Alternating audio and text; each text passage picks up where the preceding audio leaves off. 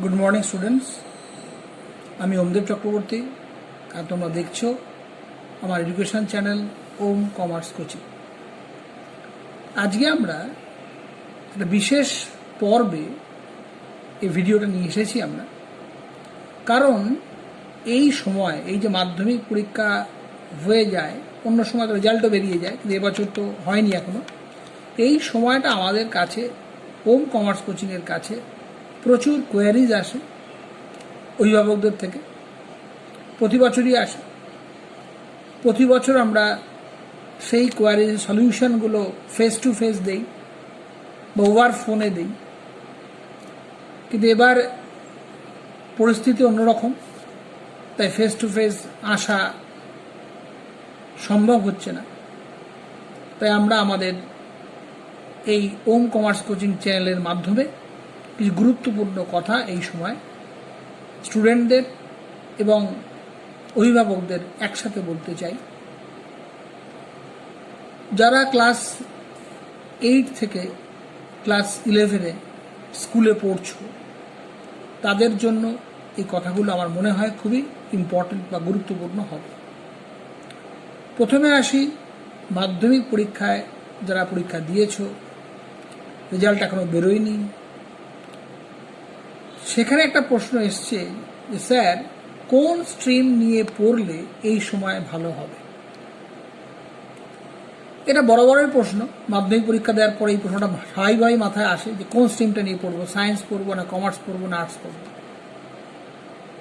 দেখো, science, arts, commerce কোনটা নিয়ে পড়বে সেখানে একটা সমীক্ষা কি বলছে শোনো।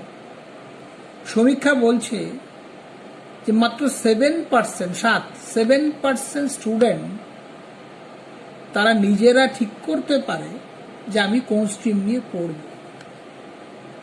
আর বাদ বাকি 90-এর বেশিরভাগ ক্ষেত্রে ফ্যামিলি থেকে বা পরিবার থেকে এই স্ট্রিম পছন্দ করে নেওয়া হয়। কারণ বিশ্বাস করা হয় যে 14-15 বছরের একটা ছেলে বা মেয়ে, সে সঠিক সিদ্ধান্ত নেওয়ার মতো মানসিক কাঠামো তার মধ্যে নেই। এই জন্য পেরেন্টসরা এই সময় নিজেদের সিদ্ধান্ত নেয়।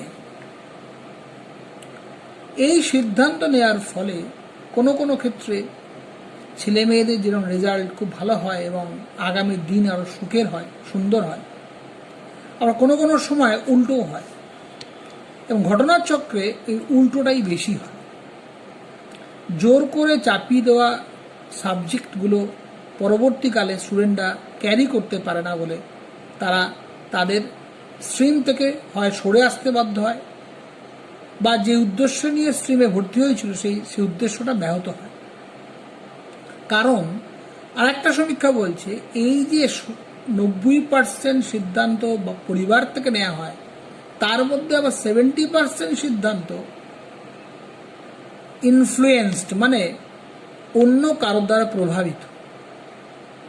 পাশের বাড়ি কোনো ছেলে মেয়ে সায়েন্স পড়ে খুব বড় জায়গায় পৌঁছেছে, তার দ্বারা প্রভাবিত হয়ে আমি আমার ছেলে মেয়েকে সায়েন্সে দিলাম। বা কেউ কমার্স পড়ে চার্টার্ড অ্যাকাউন্টেন্ট হয়ে প্রচুর টাকা কামাচ্ছে, আমি আমার ছেলে মেয়েকে বুঝলাম না, কমার্সে ঠেলে দিলাম। এই ধরনের সিদ্ধান্তকে বলে প্রভাবিত সিদ্ধান্ত। এখানে বন্ধুরা প্রভাব বিস্তার করে, প্রতিবেশীরা প্রভাব বিস্তার করে, গৃহশিক্ষক যে তিনি সিদ্ধান্ত চাপিয়ে দিতে পারেন, স্কুল থেকে সিদ্ধান্ত চাপিয়ে দিতে পারে।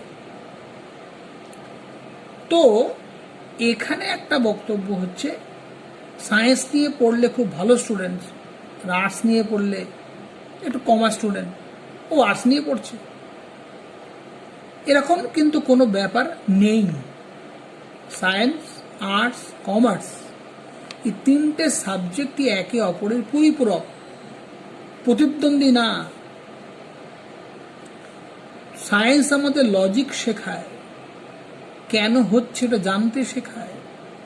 কমার্স সেটাকে জীবিকায় প্রয়োগ করে,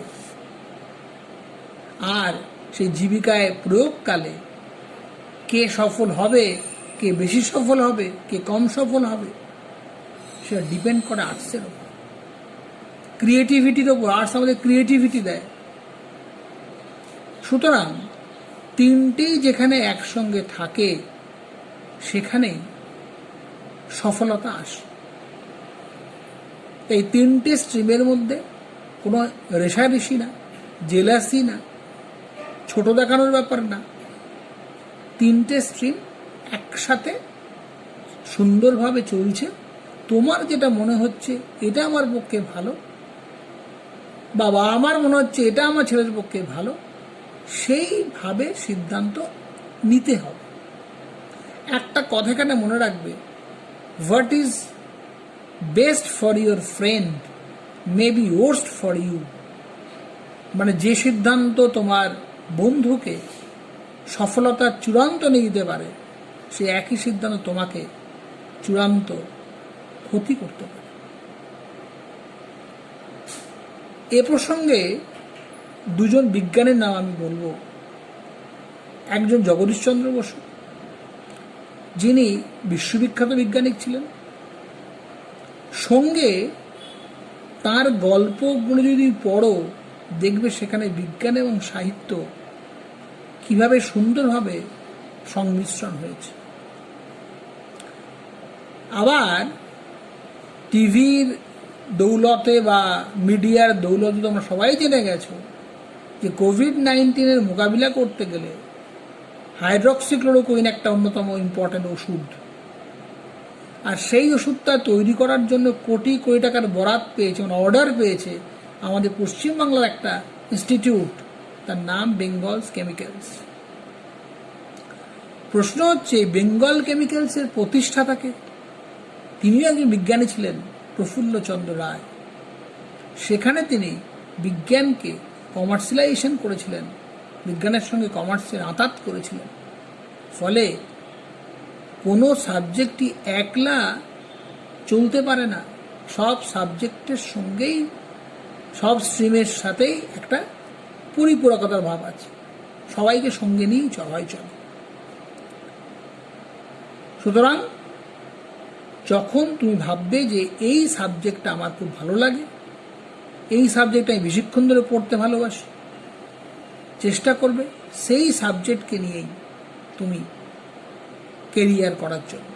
দুটো কথা ইম্পর্ট্যান্ট। এক নম্বর হলো, তুমি যে কোনো সাবজেক্ট নিয়ে পড়ো, বাংলা নিয়ে পড়ো, ইতিহাস নিয়ে পড়ো, ইংরাজি নিয়ে, ভূগোল, economics, physics, chemistry, math, accountancy, যে কোনো জায়গাতে একই রকম সুযোগ বর্তমান। এরকম ব্যাপার নেই যে সায়েন্স নিয়ে পড়লে আমি ভালো চাকরি পাবো, আর্টস নিয়ে পড়লে চাকরি পাবো, এরকম কোনো ব্যাপার নেই। যে কোনো সাবজেক্টেই তুমি সফল হতে পারো যদি তোমার দুটো কোশ্চেনের অ্যান্সার ইয়েস হয়। এক, are you serious about your studies? তুমি কি তোমার পড়াশোনা নিয়ে খুব সিরিয়াস? আর দুই, আর ইউ ডেডিকেটেড? তুমি কি তোমার প্রিয় সাবজেক্টে নিবেদিত? সেকেন্ড কোশ্চেন হলো সাবজেক্ট কম্বিনেশন। তোমরা জানো ক্লাস 12-এ 6টা পেপার থাকে, বেস্ট অফ 5-এ মার্কসটা আসে। তার মধ্যে বেঙ্গলি আর ইংলিশ সব স্ট্রিমেই কমন থাকবে, বাকি 4টে তোমাকে চয়েস করতে হবে। সায়েন্স যদি হয় তাহলে ফিজিক্স, কেমিস্ট্রি, ম্যাথ, বায়োলজি। কেউ আবার এখন স্ট্যাটিস্টিক্সও নিচ্ছে স্কোরিং বলে। এখন যে কোনো সাবজেক্টের সঙ্গে তুমি কম্বিনেশন করতে পারো।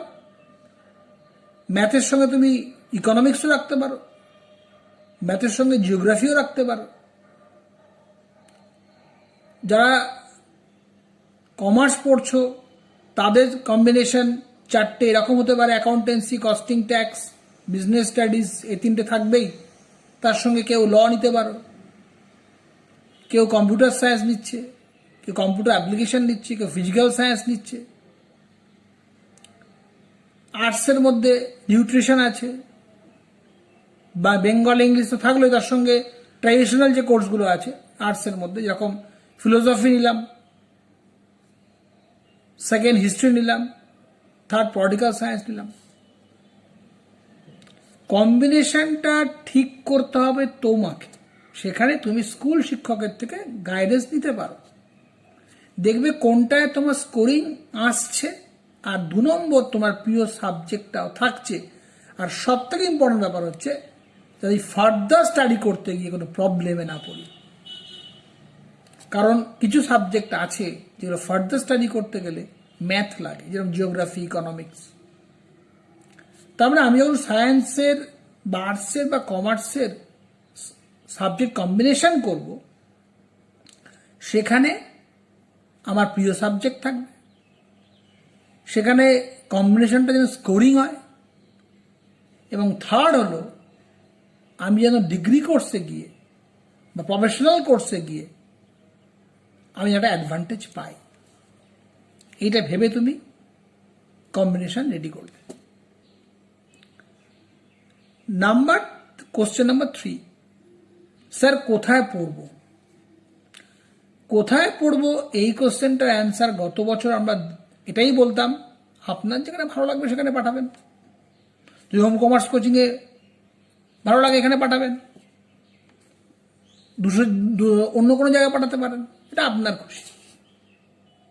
কিন্তু এই মুহূর্তে এই কোভিড-19 দৌলতে ব্যাপারটা অত সহজ আর নেই।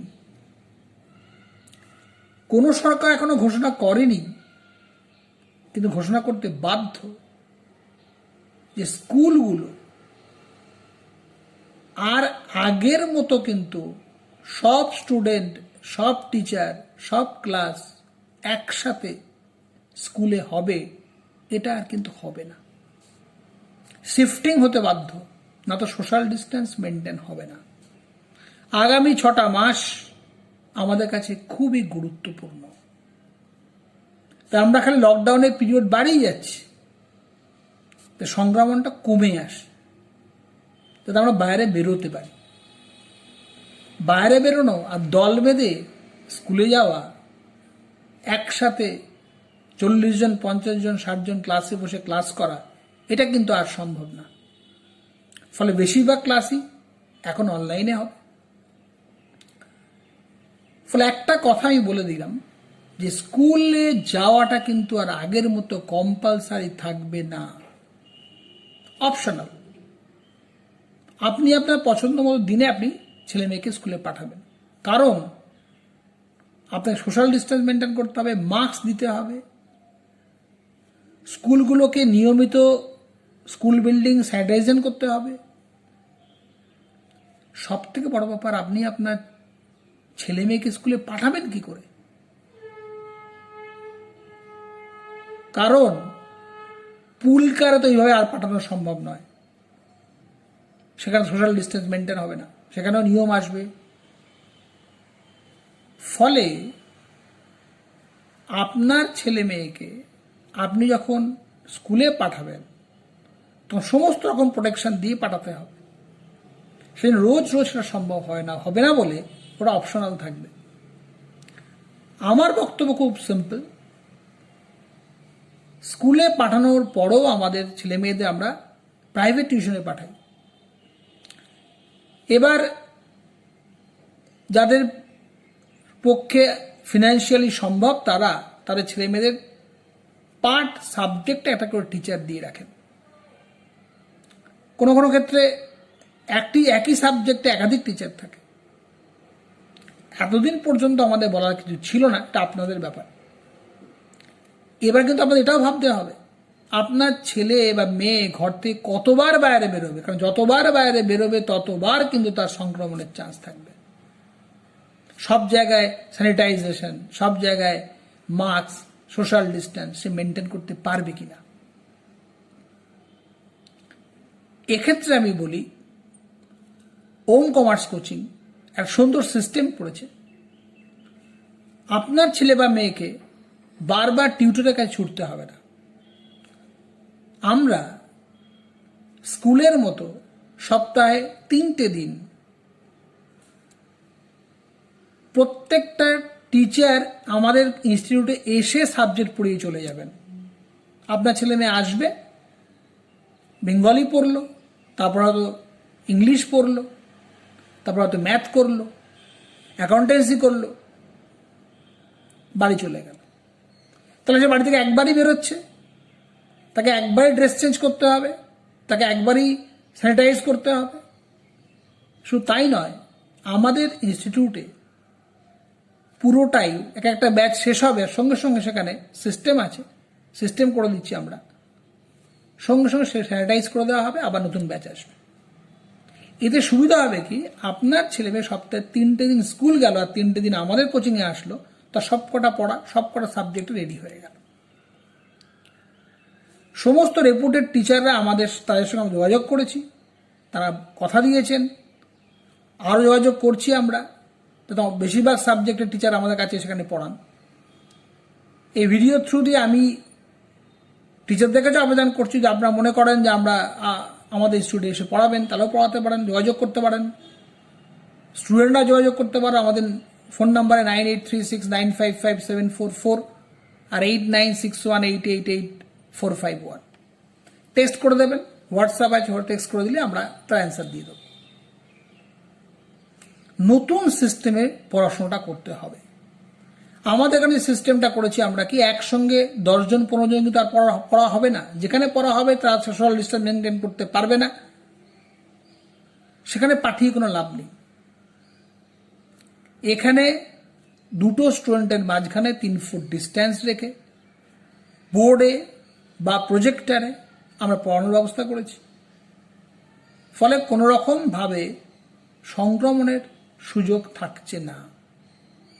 সে আসছে, তার নির্দিষ্ট স্থানে এসে বসছে, টিচারের সঙ্গে তার 8 ফুট 10 ফুট ডিস্ট্যান্স থাকছে, পড়ছে, বাড়ি চলে যাচ্ছে।